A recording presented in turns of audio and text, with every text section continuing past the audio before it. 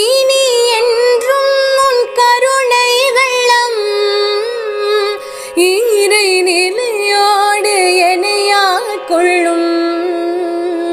உந்தன் தவத்தின் சக்தி எந்தன் ஜீவன் முக்தி இதுவே துரியாதீதத்தின் சக்தி.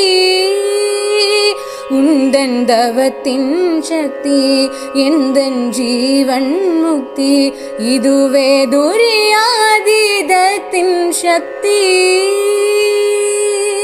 இறைவா என் குருவாய் வந்தாய் இறை நிலையோடு இணைத்தே வைத்தாய். இறைவா